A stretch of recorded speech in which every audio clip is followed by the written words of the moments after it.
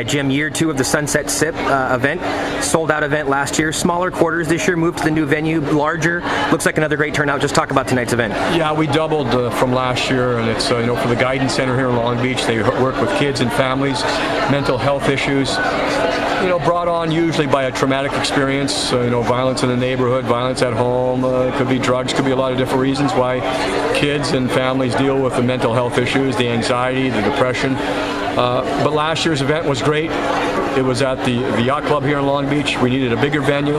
We moved here to the Museum of Latin American Art. It is spectacular. What a beautiful place. But we've noticed, we can tell more Kings fans this year than last year. Of course, we're just trying to introduce Kings fans to the Guidance Center and vice versa. The Guidance Center people to Kings. But a fun event. It's wine tasting. It's casual. It's raised money, and we're happy and we're proud we're here with year 2.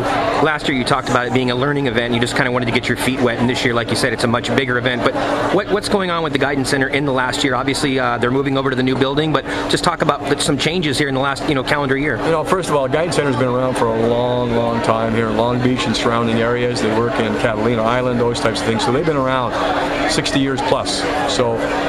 But it's about, like you mentioned, they're moving into new quarters. They're trying to increase their visibility, and they've done such a great job over the years, but I think we all realize the competition for the dollar and charitable and who's doing what, and budgets are tight. So, you know what, that's why, Kings Care Foundation, Los Angeles Kings Alumni Association, presented by Toyota, they're our sponsor, they help us out.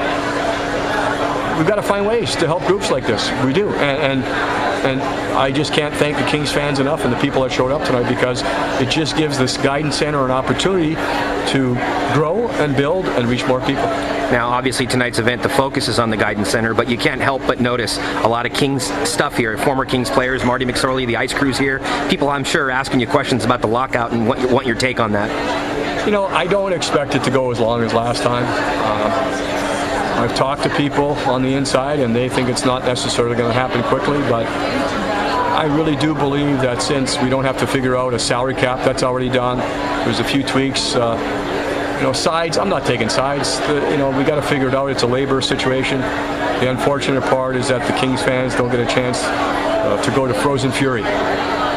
What an event that is. Preseason game, but if you've never been, unfortunately that's gone.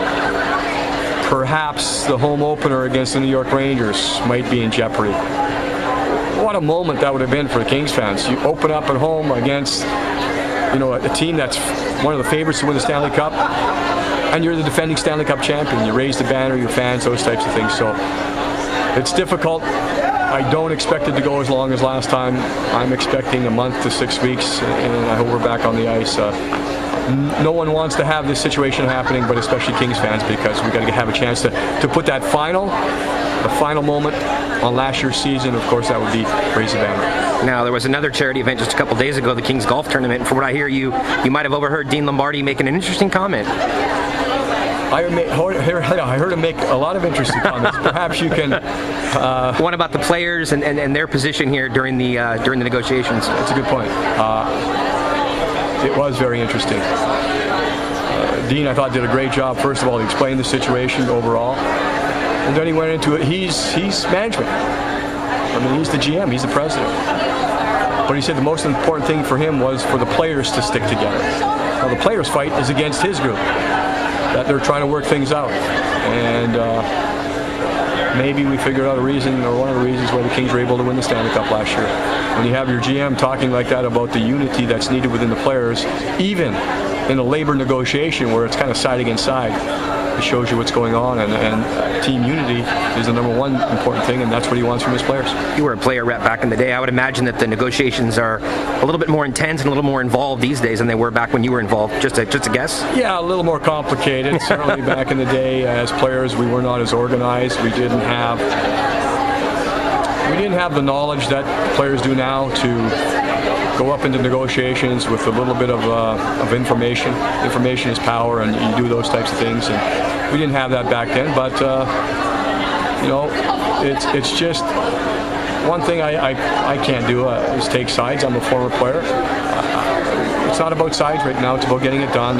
We hate what's happening, but just got to get it done. So last question then, on a personal note, this is the time of year that you really start to get excited because it's time for the players to get back on the ice. The game is back. You know, your summer vacations are over. But with things on hold right now, what are you going to do personally to keep your mind off of hockey and occupied here over the next couple of weeks or however long this takes? As I told people after the Kings won the Stanley Cup, I'm going to celebrate until Game 1 of the next season. And if that happens to be a little bit longer, that's just a little bit more time to celebrate. But I've got a few things going on personally, releasing a wine coming up in March. We've talked about it before, Patiné, which means has skated in French, a Pinot Noir from Sonoma Coast.